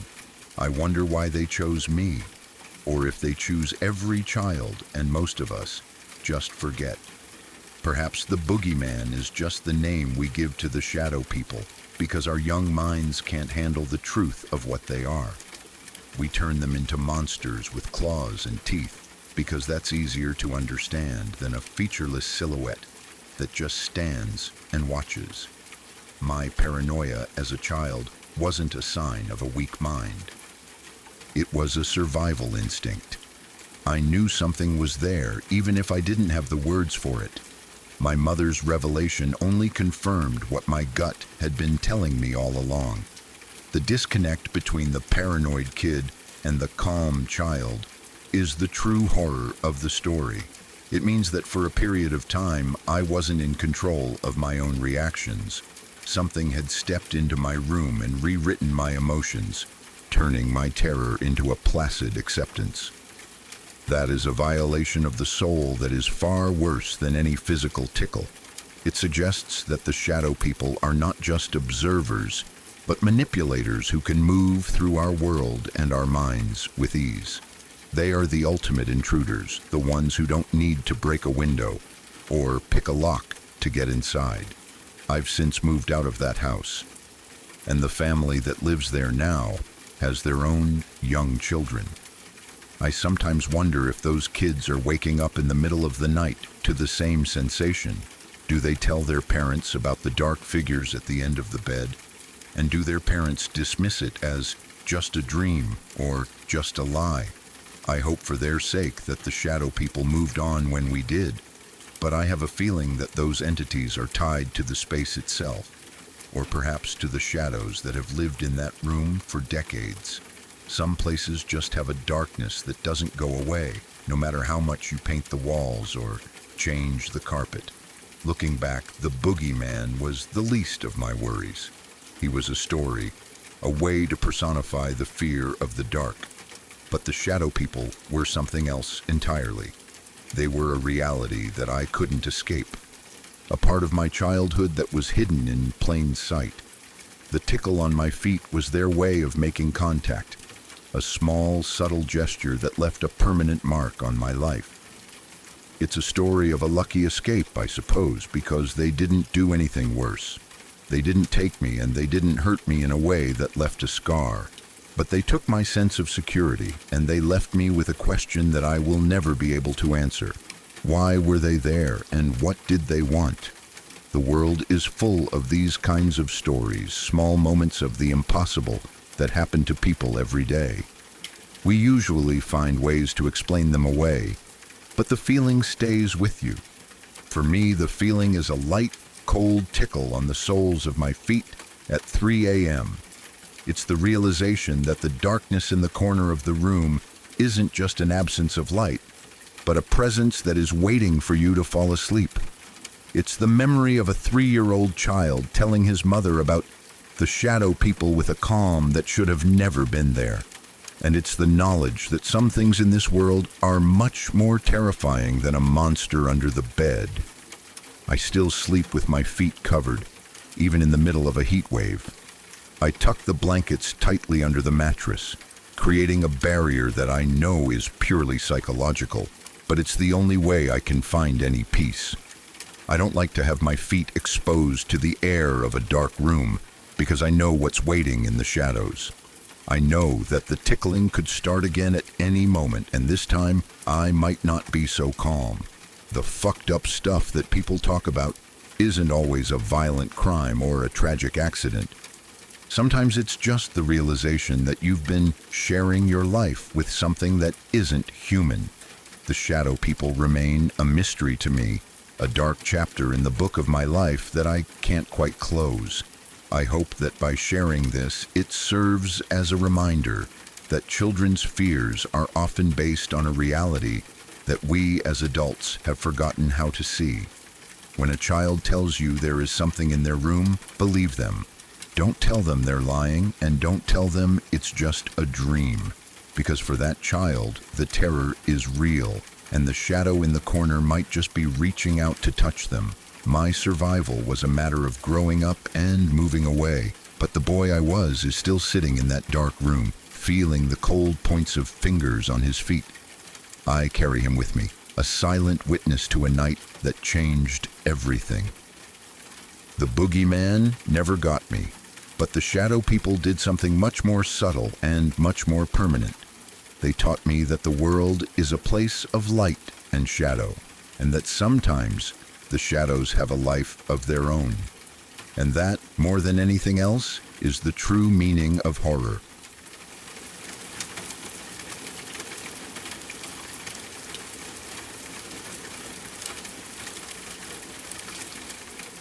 We just moved into a new house, and I never really thought anything about it at first. Moving day is always a blur of cardboard boxes, heavy lifting, and the strange, empty smell of a place that hasn't been lived in for a while. You want to believe that a new house is a fresh start, a clean slate where you can build new memories. But houses have a way of holding on to things that we can't see. This place was different. It was an older building with high ceilings and narrow hallways that seemed to swallow the light, even in the middle of the afternoon. On that very first day, while the sun was still up and we were busy unpacking the essentials, I started hearing things. They were small noises at first, the sound of a floorboard creaking in an empty room, or a soft thud coming from the attic. I told myself it was just the house settling into the ground or the wood expanding in the heat. I dismissed it as my mind playing tricks on me because I was in a new and unfamiliar environment. We all do that. We tell ourselves logical lies to keep the fear at bay because the alternative is too terrifying to handle. So the next day comes around and the house felt even heavier. I was in a bit of a transition period because I was getting ready to transfer to a new school. Since the paperwork was still being processed, I didn't have to go to classes yet, which meant I was home alone for about a week or two while my mom was at work. Being alone in a new house is a specialized kind of loneliness. You haven't learned the language of the building yet. You don't know which sounds are normal and which ones are warnings. I spent most of my time in the kitchen or the living room, trying to make the place feel like home. I was sitting at the kitchen table eating some lunch and playing on my phone. I think I was deep into a game of Clash of Clans, focusing on my base and trying to ignore the silence that seemed to be pressing in on the walls. It was a normal, bright afternoon, and the sun was streaming through the window, but I couldn't shake the feeling that I was being watched from the dark mouth of the hallway. I was just chilling and eating, totally absorbed in my game, when something impossible happened. I looked down at the top of my phone screen and my heart skipped a beat. My battery was at 92% just a minute ago, but as I watched, the numbers started to tumble. It was like a countdown. In a matter of seconds, the charge went from 92% all the way down to 15%. I checked the charging port and looked for any apps that might be draining the power, but there was nothing. The phone felt ice cold in my hand, as if all the energy and heat had been sucked out of it by something in the room. In the world of the paranormal, people often say that spirits or entities need energy to manifest, and they will pull that energy from whatever is closest: batteries, lights, or even the heat in the air. I felt a sudden, sharp drop in the temperature around me, and the sunlight hitting the table seemed to turn gray and weak. After this happened, maybe 5 seconds later, I felt a sensation that I will never forget. It started as a dull heat on the back of my neck, which quickly turned into a sharp, stinging pain.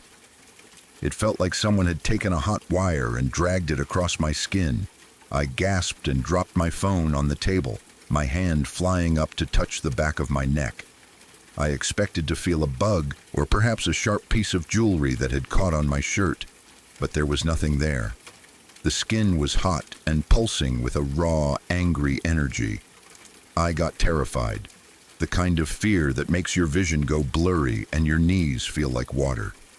I ran to the bathroom down the hall, my footsteps sounding like thunder in the silent house, and I stood in front of the mirror. I tilted my head and pulled down the collar of my shirt, and what I saw made me want to scream. There were 3 distinct red claw marks etched into the skin of my neck. They weren't shallow scratches, they were deep, raised welts that looked like they had been made by something with long, sharp talons. The marks were perfectly parallel, starting just below my hairline and trailing down toward my shoulder. There was no way I could have done that to myself, and there was no way it was an accident. It was a physical assault from something I couldn't see. The 3 marks are often cited in horror stories as a mockery of the Trinity, a sign of something truly malevolent and ancient. I stood there in the bathroom staring at my own reflection, realizing that I was sharing this new house with something that didn't want me there. I stayed in that bathroom for a long time, afraid to walk back out into the hallway. I felt like if I stepped through the door, I would find whatever had scratched me standing right there, waiting to finish what it had started. I didn't tell my mom when she got home. I didn't want her to think I was crazy, and I didn't want to ruin the excitement she had for our new home. I just wore hoodies and kept my hair down to hide the marks. This is getting long, but to cut it short, the house didn't get any better. The noises became louder and more frequent. My mom started to notice them too. She would wake up in the middle of the night and ask me if I had been walking around, even though I had been tucked under my covers, too afraid to even move. She started hearing her name being whispered from empty rooms and the sound of heavy furniture being dragged across the floor in the middle of the night. We moved out fast after that. It only took about a month before the house broke my mom's spirit. She came into my room one morning looking pale and exhausted and told me that we were leaving. She didn't go into detail about what she had seen or heard that finally pushed her over the edge, but I could see the terror in her eyes. It was the same terror I had been carrying since that afternoon in the kitchen. We packed our things in a matter of days, leaving some of our furniture behind just to get out faster. We never looked back, and we never spoke about that house again. No one knows about the scratch or the phone battery except me. I've kept it as a secret burden, a dark memory that I revisit whenever I find myself in a new, quiet building. The horror of that experience isn't just in the physical attack. It's in the realization of how vulnerable we are in the places where we are supposed to be safe. We move into these buildings, paying money to live within their walls, and we never really know who or what occupied the space before us. Some houses have a history that can't be painted over or renovated away.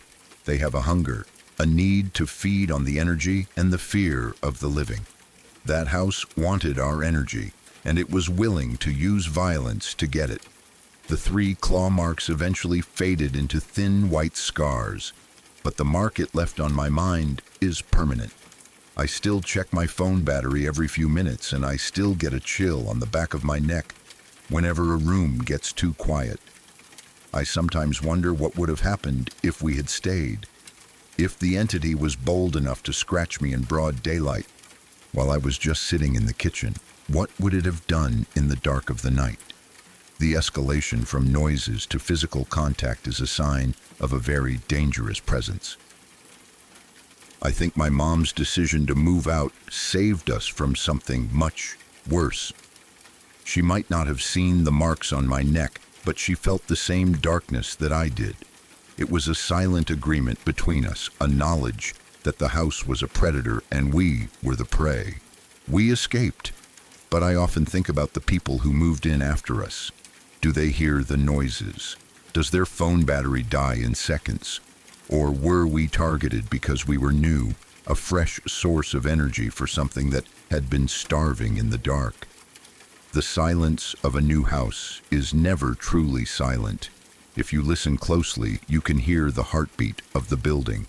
Most houses have a peaceful rhythm, but that place had a jagged, angry pulse. It felt like the walls were closing in, like the hallways were stretching, and like the shadows were detachments of a single, massive entity that lived in the foundation. I learned that day that you should always trust your instincts. If a place feels wrong the moment you step inside, it probably is. Your gut knows things that your logical brain tries to ignore. My gut told me to run on day 1, and I wish I had listened before I felt those cold claws on my skin. I've lived in several houses since then, and I always make sure to do a bit of a ritual when I move in. I walk through every room, I open every closet, and I let the house know that I am there with respect, but with boundaries. I haven't had another experience like that, but I know the possibility is always there. The world is full of these thin spots where something else can reach through and touch us. For me, that thin spot was a kitchen table and a game on my phone. It was an ordinary moment that turned into a scene from a nightmare. The scars are a reminder that the paranormal isn't just a story or a movie. It's a reality that can leave physical proof on your body. No one knows why some houses are haunted and others aren't. Maybe it's the land they are built on, or maybe it's the events that happened within the walls. All I know is that some places are just wrong. They feel like they are mourning or like they are angry. The house we moved into was definitely angry. It didn't want a new family. It didn't want the noise and the light of a living household. It wanted the silence and the dark. By scratching me, it was marking its territory, letting me know that I was an intruder in a space that belonged to it. I still have the phone I used that day, but I never use it. I keep it in a drawer. A dead piece of technology that reminds me of the day the energy was stolen from me. The move was a frantic, desperate thing. We didn't care about the security deposit or the logistics of a new lease. We just wanted to be away from those hallways and those noises. I remember the last time I walked out the front door. I didn't look back, but I felt a gaze on my back that was so heavy it almost made me trip. I knew it was standing in the window, watching us leave, perhaps already waiting for the next unsuspecting family to bring their boxes and their lives into its reach. It's a specialized kind of horror to know that a building is alive and that it hates you. It changes the way you look at every structure you enter for the rest of your life. I hope my mom has found some peace. She never mentions the move or the house, but I see the way she reacts to sudden noises now.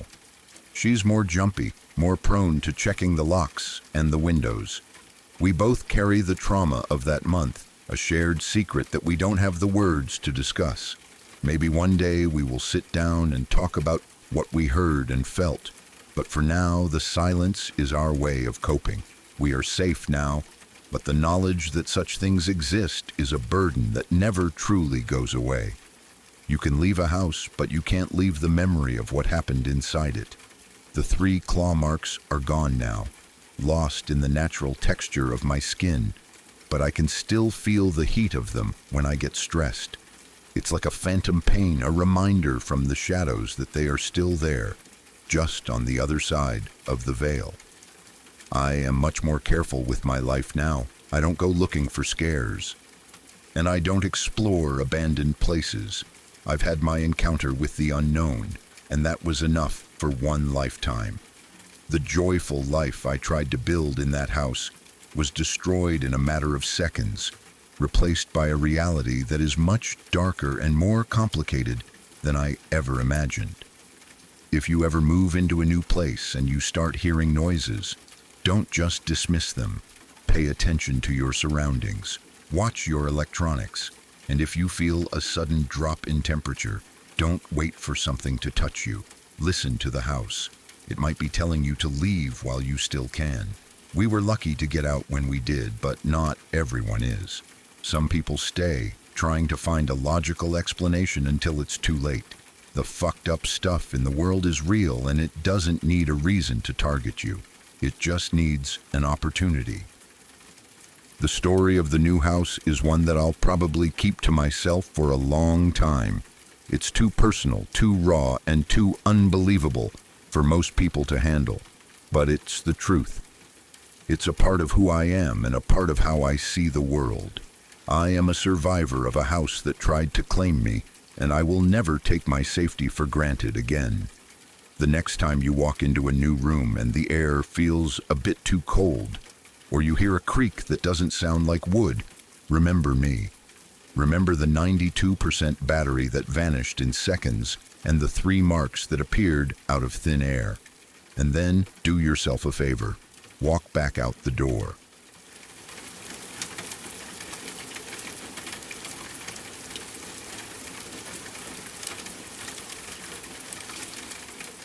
If you're still here, it means these stories didn't just pass through you, they stayed. Every story you heard tonight was real. Real people, real moments, and in every one of them, something went wrong, or almost did. If you want to keep exploring the stories that don't let go so easily, subscribe to Shadow Archives. because there are more stories waiting, and not all of them end before it's too late.